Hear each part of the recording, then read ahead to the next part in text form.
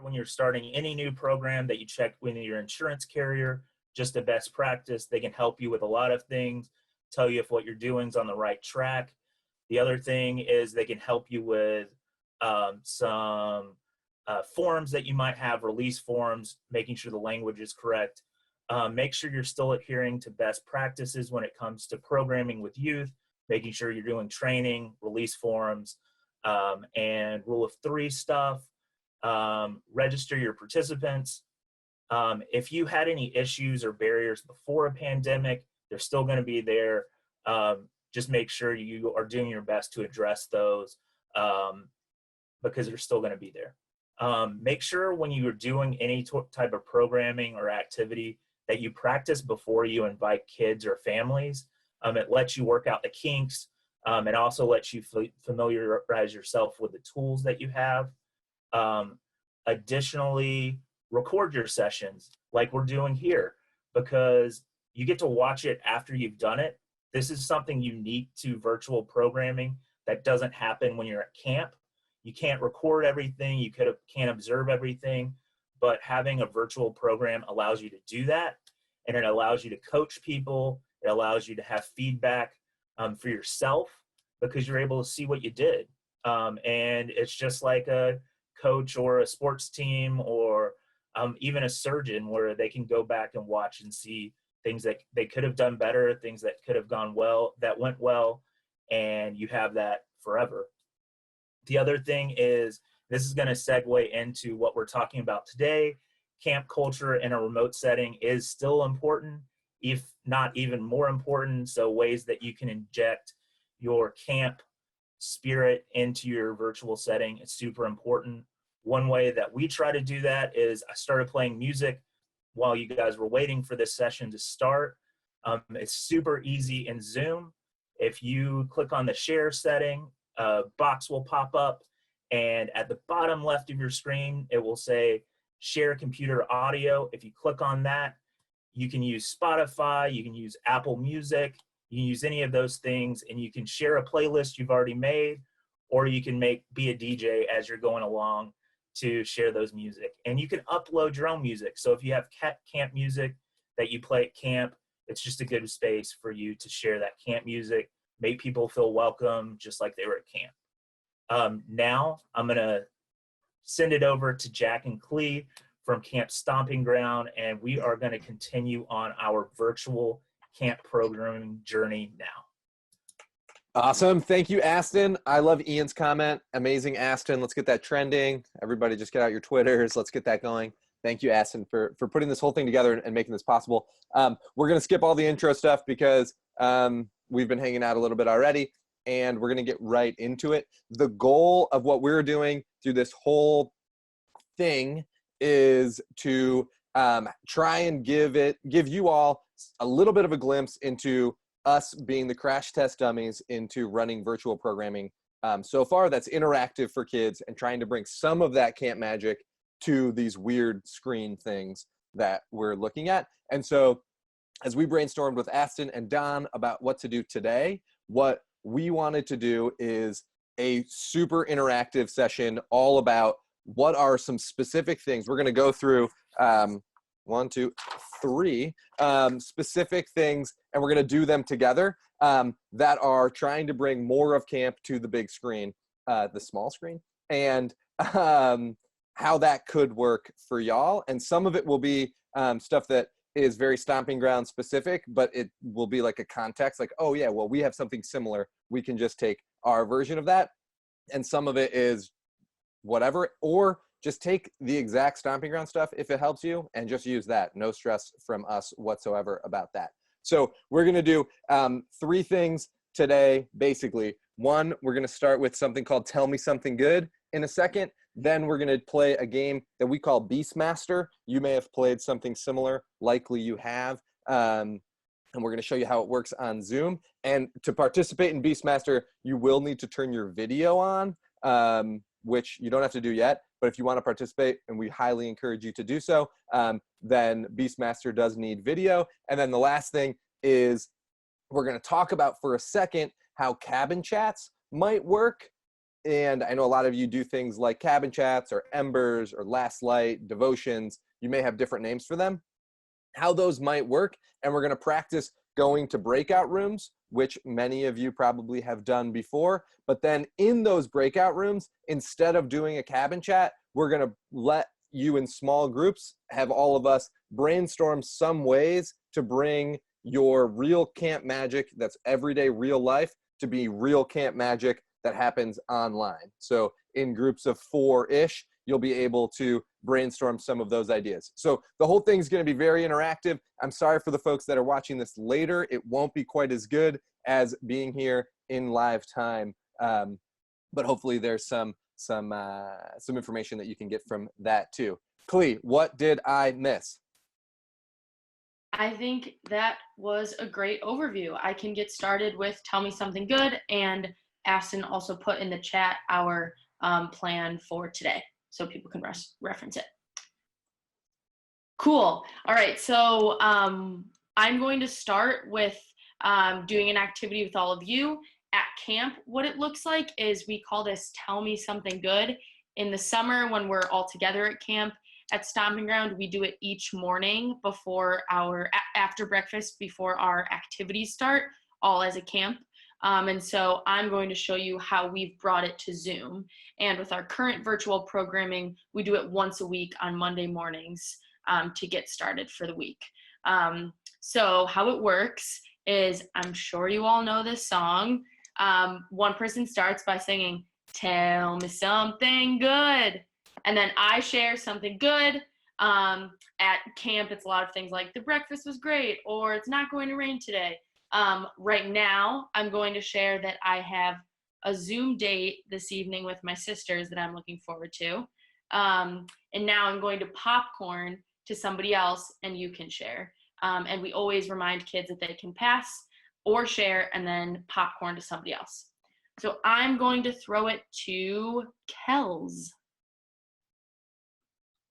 If you would like to share, Kels, something going on, something good in your life. Yes. Kels WCK. You got it. Hey, it's Kel, sorry.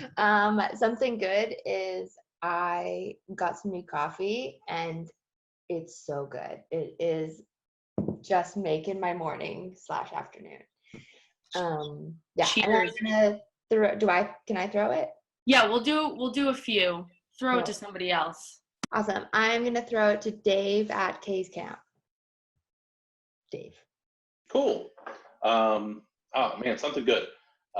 It is not raining in Delaware today, and that is wonderful because it has just been quarantine and rain. So it is not raining. It is beautiful and sunny, and I got to take my dog for a walk today for the first time in a few days. So yeah, it's nice out. Ian.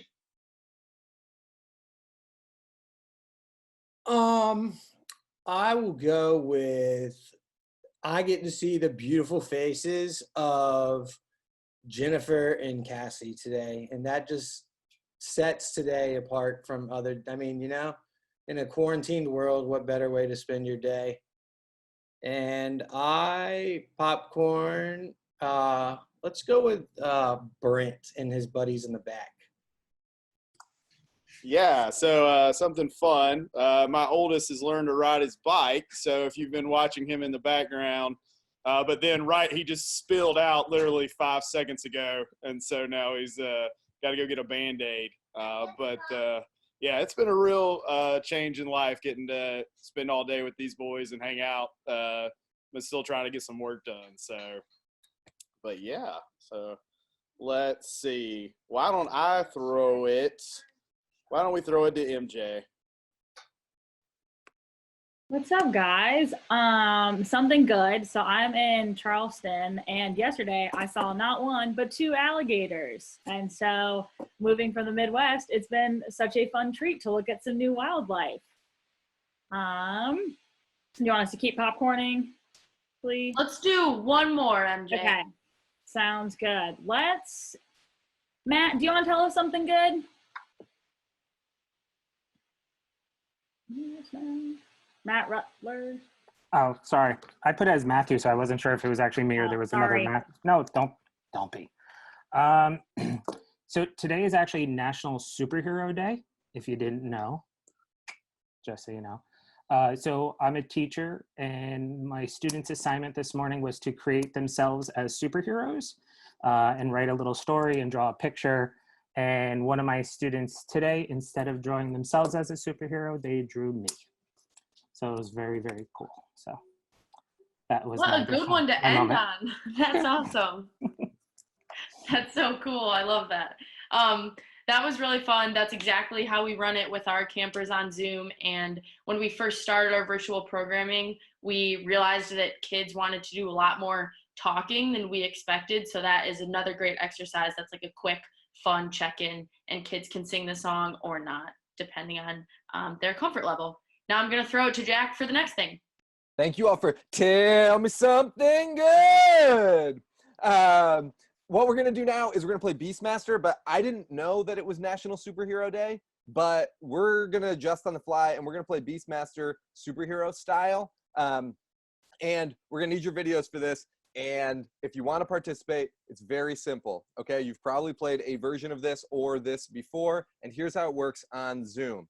I am the superhero master, and I'm going to choose from one of 3 superheroes. Okay, we've got Superman, and I'll make a noise too, like woo, Superman. We've got Spider-Man, and we've got, I need one more because I had planned for not superheroes. What, Meredith, what do you have? That's Wonder Woman. Wonder Woman, yes, I love that. Okay, so we have, what, everybody do it with me here. Superman, Spider-Man, Wonder Woman. Dude, okay, that's so cool. Okay, so here's how this is gonna work. It's kind of like a raffle, all right? I'm gonna close my eyes, and I'm gonna make kind of a funny noise. When I do that, you're gonna pick one of the 3 superhero symbols to do, and you're gonna keep that up, whatever you choose. And then I'm gonna open my eyes, and right before I open my eyes, I will commit to a symbol. If you pick the same symbol as me, then unfortunately for you, you're going to wait until the next round before you get to play again. And the way that's going to work is you're going to turn off your video at that time. Because what that does is when you turn your video off, it pushes everybody whose video is on to the top of the screen. So they'll all arrive in this in the end, right? And we'll do a few rounds of that and see what it looks like. Thumbs if you're ready. Thumbs ready? Thumbs, thumbs, thumbs. Superman. Spider-Man, Wonder Woman. Dude, okay, that's so cool. Okay, so here's how this is going to work. It's kind of like a raffle, all right? I'm going to close my eyes, and I'm going to make kind of a funny noise. When I do that, you're going to pick one of the 3 superhero symbols to do, and you're going to keep that up, whatever you choose. And then I'm going to open my eyes, and right before I open my eyes, I will commit to a symbol. If you pick the same symbol as me, then unfortunately for you, you're going to wait until the next round before you get to play again. And the way that's going to work is you're going to turn off your video at that time. Because what that does is when you turn your video off, it pushes everybody whose video is on to the top of the screen. So they'll all arrive in this in the end, right? And we'll do a few rounds of that and see what it looks like. Thumbs if you're ready. Thumbs ready? Thumbs, thumbs, thumbs. Okay, here we go. Ready. So remember, you've got Superman, Spider-Man, and Wonder Woman, okay? And I'll make a funny noise and close my eyes. When I do that, you're going to choose, you're going to commit, you're going to lock in. Ready? Oh, I'm so sorry. If you're Wonder Woman, you have to turn off your screen. Ready? And oh, Spider-Man, where we at? Where we at? Okay, not very many people left. A lot of people liked Wonder Woman to start. Ready? And oh, okay, okay, okay, okay. Here we go, here we go, here we go. And we're doing okay, okay, okay, okay. And okay, okay, okay. Who do we have left? Who do we have left? We've got Beth, Dave. Brent, are you still in or are you frozen a little bit? I can't tell. No, maybe I'm frozen. I think Dave might be the winner. I just froze. Oh no, Leah's still in. Leah and Dave.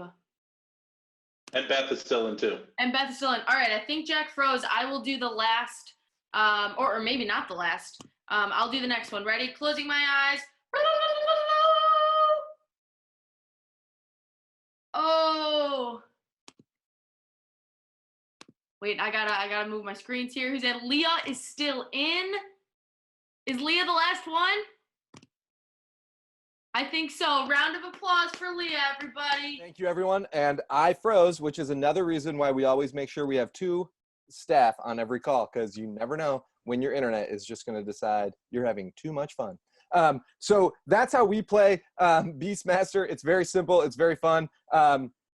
And the next step would be that then Leah would take over as the Beastmaster, or the superhero master in this situation. And likely, Leah, I don't know you very well, but when kids usually take over, they don't have quite as much juice to start. So helping them kind of get used to that like you would in anything else. But that's kind of how we run another game. Klee, how do cabin chats work? Cool.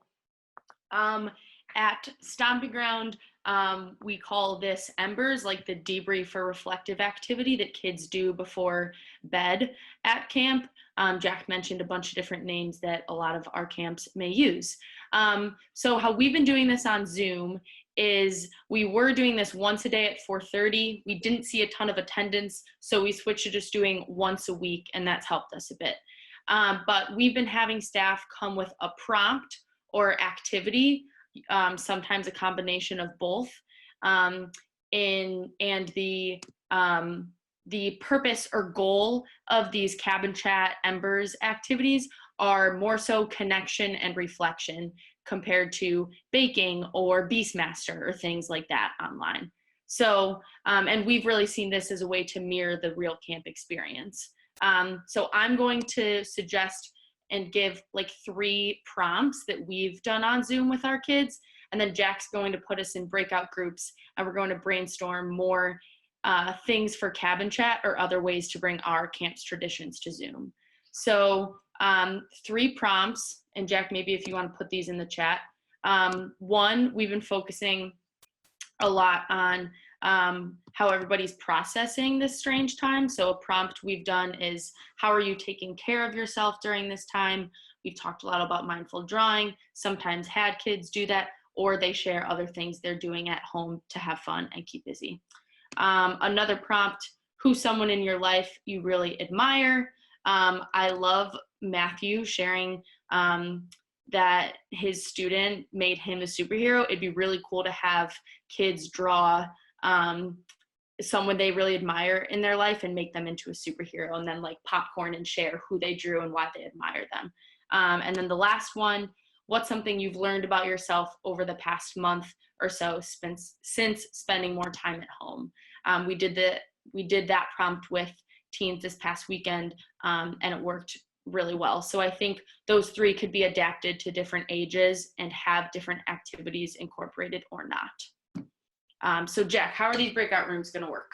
So what we've noticed, and you've probably noticed this too from being on a million Zoom calls, if you're anything like me, is you log on to most Zoom calls, and if there's more than 4 or 5 people on the call, then the call is basically dominated by a couple of voices, either the person facilitating or just the loudest people. And that's true in real life as well, but I think it's especially true with Zoom communication, because there's like a bigger barrier to entry to be like, well, wait a minute, I want to, you know what, whatever, I'm just going to stay on mute and let the guy that's yelling about Beastmaster just keep talking instead of jumping in, right? And I think that makes a ton of sense. So what we have started doing a lot, especially with our teens, is splitting into smaller breakout rooms.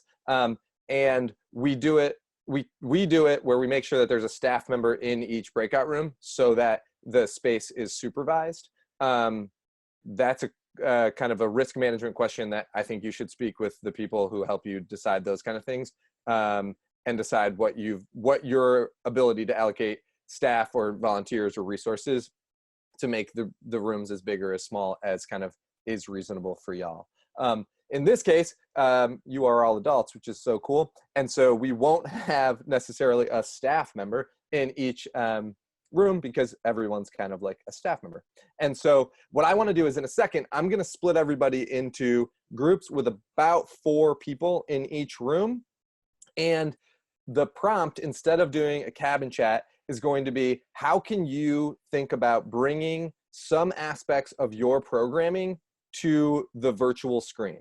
What are some things that are true at camp that you could bring to the virtual screen? And I'm going to give you 4 examples that we've done from our camp as kind of what we're thinking about. And what we've noticed is for our returning kids, these little things tend to have the biggest impact on them feeling like they're a part of camp again, even if they're kind of a little less fun than maybe some of the activities that you can do online, right? So what I'm going to describe often maybe isn't quite as like traditionally fun as maybe if kids play Minecraft or other video games that are like maybe more fun, but they're more campy. They're more related to summer camp, and they give some feeling back to them around that, right? So 4 that we've done. 1, tell me something good, like you just saw.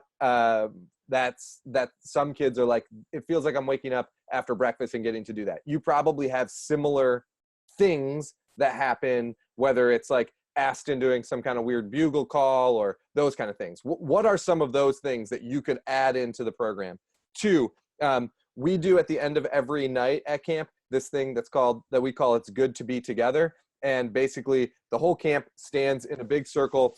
We cross our right arm over our left, and we have our index fingers touch the person next to you, and we say it's good to be together 3 times. And we do it kind of in like there's like some ritualistic way of doing it. Sometimes it's loud, sometimes it's quiet. Anyway, the kids all know that. And so you can kind of make something similar and weird happen on Zoom where everyone kind of crosses their arms over each other. But how do kids go to bed? What's the last thing that happens at the end of the day at your camp? And can you find a way to do some version of that comes to Zoom?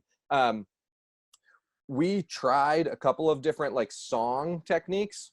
Like many of you, we have a camp song, and we tried like to sing songs together, and Zoom is too laggy, and so if you try and sing, it's like happy birthday, happy, and it's just like the whole thing, just like your head wants to explode.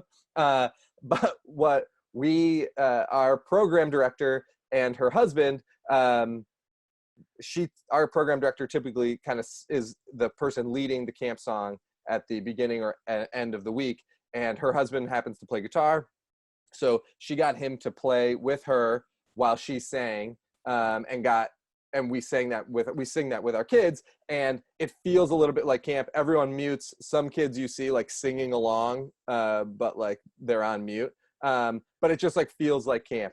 And from our teens during our last teen retreat that we just did, many of them said that like singing the camp song, even though they were in their living rooms or in their rooms, felt like they were back at camp, right? So you have these kind of things. How can we bring them to camp?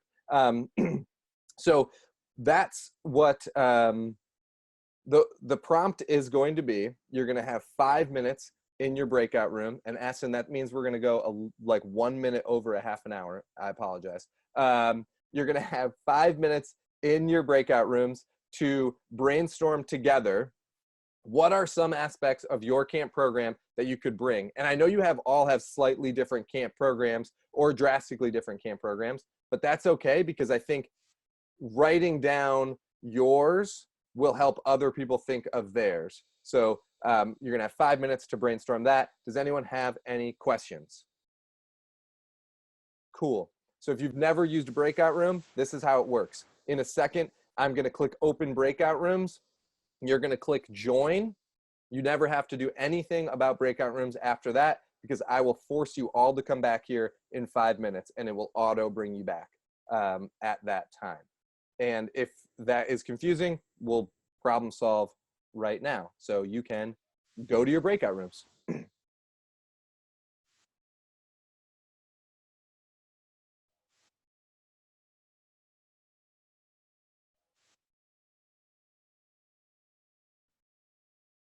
So cool.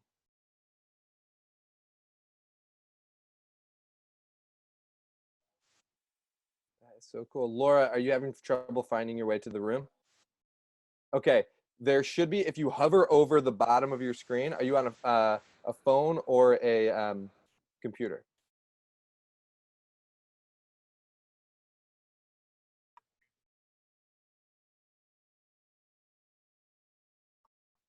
I'm on a computer. Awesome. If you hover over the bottom of the screen, it should bring up a bar that says breakout rooms.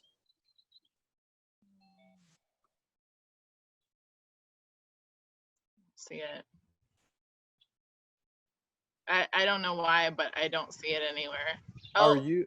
Oh, go ahead. there it goes. Awesome. Okay. Chris, can I help in any way? Oh.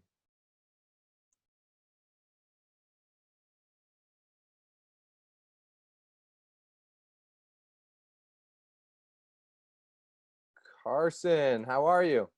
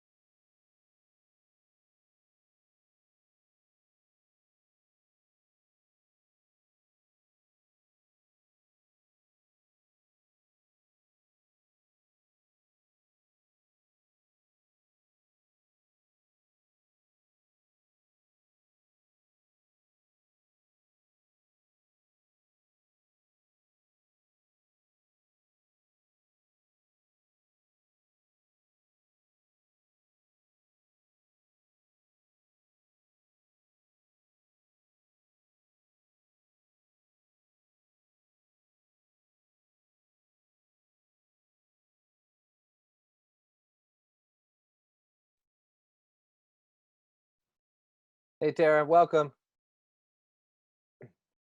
Were you in a breakout room or are you just joining now? I was in a breakout, but there was nobody else in my breakout session. It was just me. Wait, what? I I'm was so in sorry. breakout room 9. And there was no breakout room 9 except for you. That is very strange. I'm so sorry. It's okay. I don't That's, really have a lot to contribute since I haven't seen camp in person yet where I am. So well, I don't know. I feel like that might make you have the most to contribute because you're looking at it with a beginner's mind. That's so cool. fresh eyes. And everybody should be popping back. Bam, bam, bam, bam, bam, bam, bam, bam, bam. That part's so fun for me. It's one of my favorite parts of Zoom is when everyone kind of flies back in like there's popcorn popping, but it's people's faces. Cool. Let's hear a couple of things that you thought of in your breakout rooms. And Klee, will you add them to this doc if they haven't been added yet? Yep, In the chat, Klee has put a Google Doc so that we can kind of keep some of this brainstorm so you can take it from other folks. If you have ideas, you can type right in there. It's editable by everyone here. So you can go right in and add your ideas and share them. But if you have an idea for how to bring camp to the screen, throw up your Spider-Man or your Wonder Woman, and we'll get you going.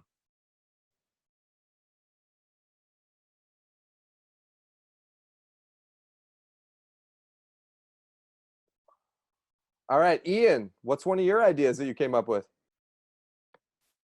So I talked about how we don't really have a lot of tradition at camp. And so we're trying to find ways that we can start tradition and have it carry over to more traditional camp. But I will popcorn to Brent, who has a really good idea that they do at Camp Chemo. Thanks, Ian.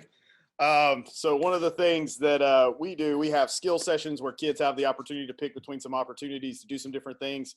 And one of those things that's been kind of a fun thing is called Do Your Dreams, where the kids brainstorm and figure out something that they want to accomplish or learn how to do by the end of the week. So one of the things that I've been kicking around is trying to figure out how we can do that within our breakout sessions, as far as having each camper have something they want to accomplish or learn by the end of the camp week as we're doing it, or maybe even by the end of the summer, depending on how long this is going to go. And then basically using some time to talk about that every day and kind of report in on where that is. And then maybe even being able to video something if it's something like that, or if it's learn some language or something. We're not exactly sure what all that is. The cool part is it's always the kids that come up with those things. So we'll see how it goes. Not really sure yet. Brent, that's so cool. I love that. Klee, can you write that down so we can do that? That's so cool. Thank you, Brent. Anybody else have some things that they talked about that they think would be really cool to bring? Yeah, Ellen. Okay, so my nephew, who's 12, is a DJ, and he's been doing Saturday night live streams, and it was a blast. He hooked it up through Zoom, so like he had a camera on him, and then people could actually sign into Zoom and then be like spotlighted dancing. So I think that would be a way to have like a virtual dance where like everyone could watch a DJ and then like at different times maybe spotlight different kids. I love that. That's so fun. One more idea. Come on. I know somebody's got something good. I have one. Oh, Go ahead, Robin. okay. So Sunrise Day Camp, I think Jennifer's on too from Sunrise. What we do at the end of the day is we give kids what we call Sunrise Stars. These are kids, we just found them doing something good. They did a good deed for somebody. We do it for staff also. So we're going to look to do the same thing virtually. During the day, the staff will figure out who to give stars to, and I'm sure, we'll do some type of virtual star. Yeah. Yeah, that's awesome. Yeah. I love that. Thank you. So the whole point of the last 36 minutes has been to again try and say, well, camp, if we're not going to be in person and we're going to be online, what are some little things we can start to do to make that more camp-like? And can we get some reps doing some of that stuff so we're all a little bit more comfortable with what that might look like when we start getting kids involved in these kind of things? So similar to Pictionary last week, this is another set of building blocks that we can start to use as we build our programs moving forward. because I think that kind of the schedule and the structure for each one of you will be pretty different depending on what your resources are, what your needs are in the community, and what kind of volunteers and staff you can provide. But if we have some of these building blocks, it's kind of like taking, an archery and cabin chat and cabins together, except online it's different. It's, some kind of little game, it's cabin chat, it's those kind of things. And that's what we try and think about as we're building kind of these programs to come online. And with that, Aston, I've finished. We've completed our portion of kind of lecture style, and ready for any questions that that anybody might have. Jack, before we get into the questions, I'm going to answer one quick question that's in the chat box. I am going to add a link to the chat box. There's been some questions about how you did the breakout sessions. Cool. And what we've learned over these past couple weeks is when it comes to like the technical part of Zoom, it's a little bit better to schedule a small group or an individual session to go over those things. So if you're interested in learning about how to do the breakout groups, I'm going to drop a link in the chat box. And if you will copy and paste that link into a browser, you can schedule a time to meet with me and we can go over anything on Zoom that you want to do. So if it's how do you do these breakout sessions, we can do that. If it's I don't get Zoom at all, we can start from there and work forward. So I'm going to drop that in now. And again, just copy and paste it. And the short answer for the how to do the breakout rooms is that if you are the host of the meeting, there is a little button you can push at the bottom of your screen that lets you click breakout rooms, and then it does a pretty good job of walking you through how to do it. And so if you get a couple of your friends on, you can practice so that the kids aren't staring at you like, you said breakout rooms? How's that going to work? So what other kind of questions you can type in the chat, or you can just jump right in. You don't have to raise your hand, just unmute and you can start talking.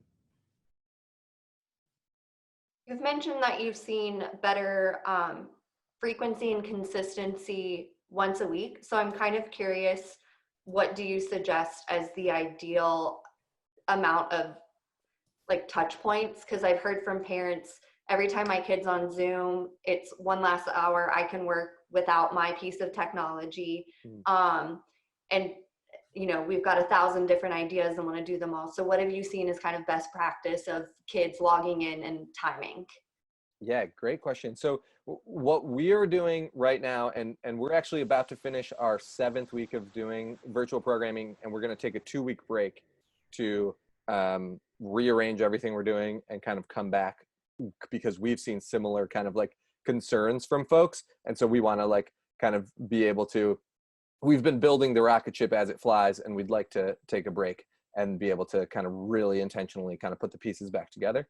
And what we have seen is that what we offer is much less like 10 kids are in a group and they kind of participate in the same things. And instead we have a bunch of offerings right now that kids log on to at different times during the day. I would say the huge majority of our kids are coming on for 1 or 2 hours of programming during the day. And then some kids are on for a lot more than that.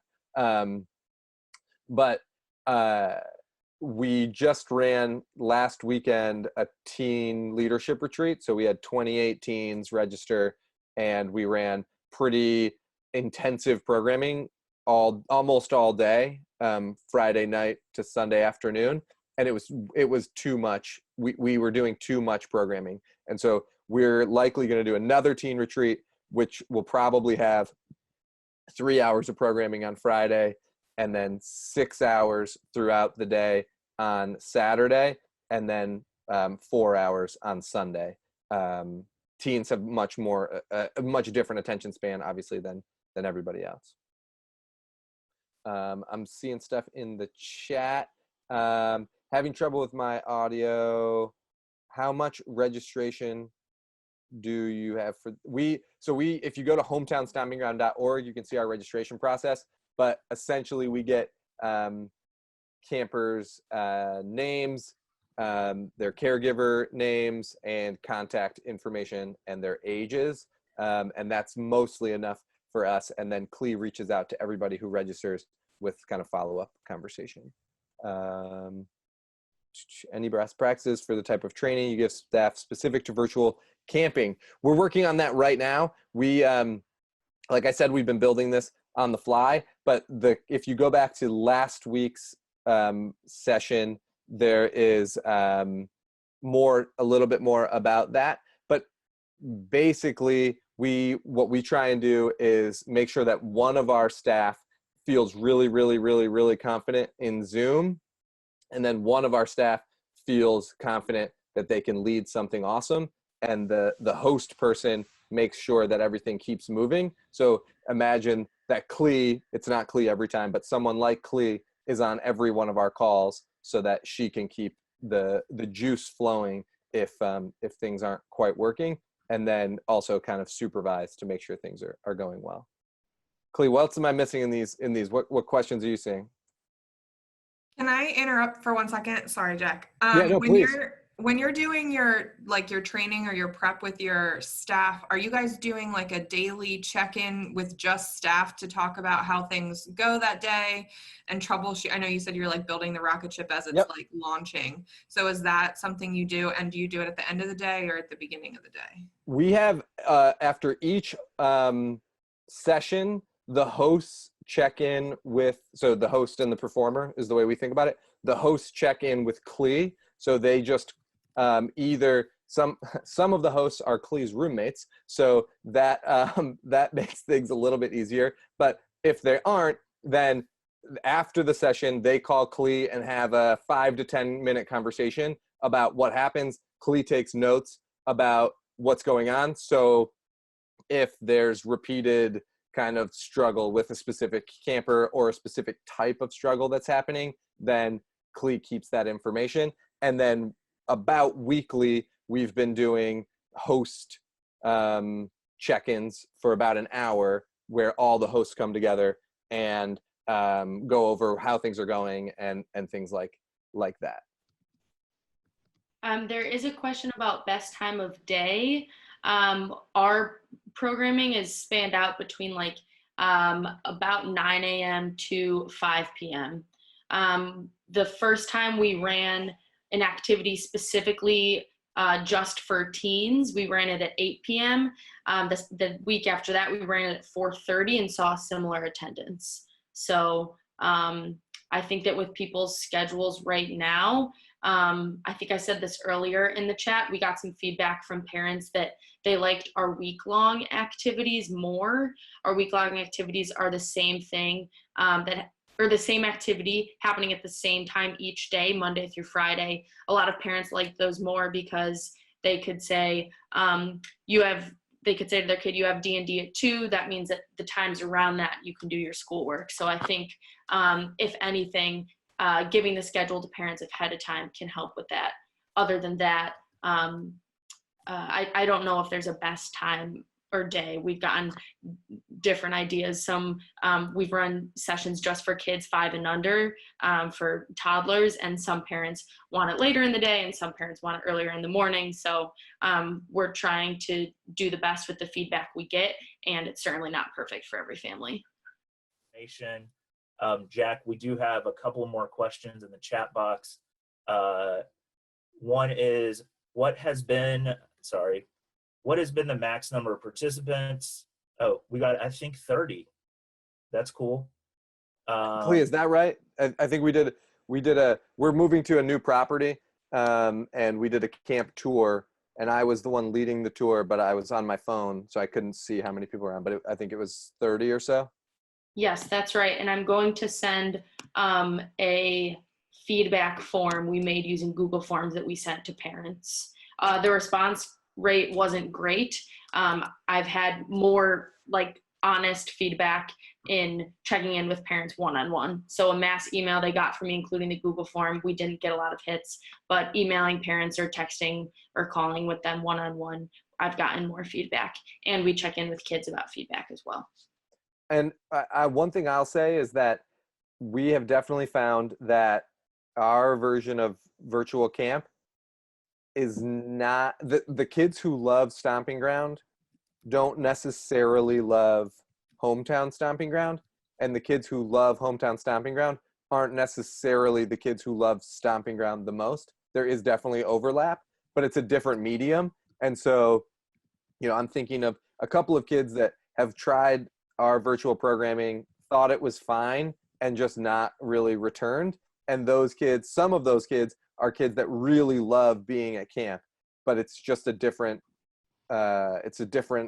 thing, right? And so I think that's okay, that it's not going to be, this isn't going to be the best thing for every single kid who tries it. And that's, I think we have to accept that as people, because it's different. It's not the same product exactly. And we can bring a lot of aspects to it.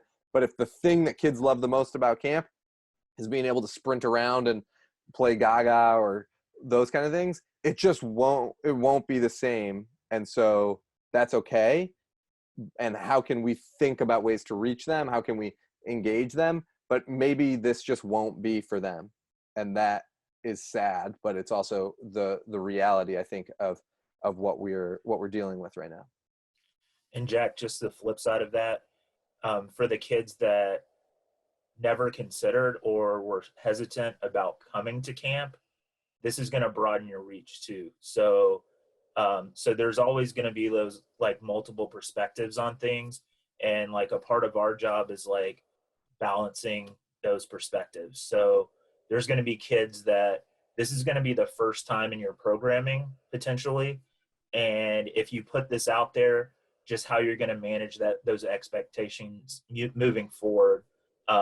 If you are doing virtual programming or remote programming and they get connected to your program, how are you going to manage those relationships after this?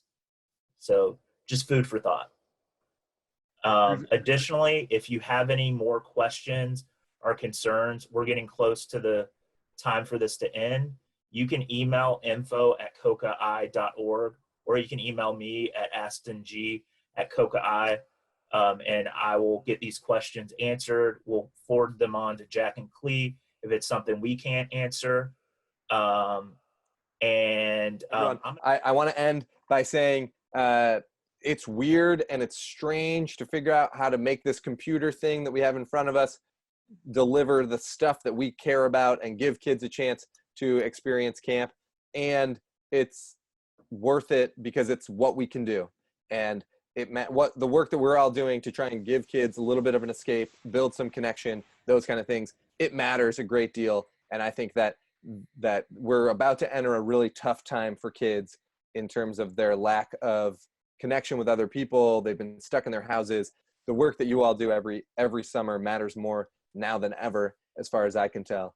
And I'm hoping that whatever we're doing will give a little bit of relief, will give a little bit of connection and impact, so that we can make it through to the next time that we can spend real time in real life with real kids. And this is the bridge we have to build to get there. And it's kind of a fun bridge. I think we've started to have a lot of fun playing online and building that stuff. So I think if you dig in a little, if you lean into it, it can be pretty fun, and we can laugh and giggle with kids across the internet.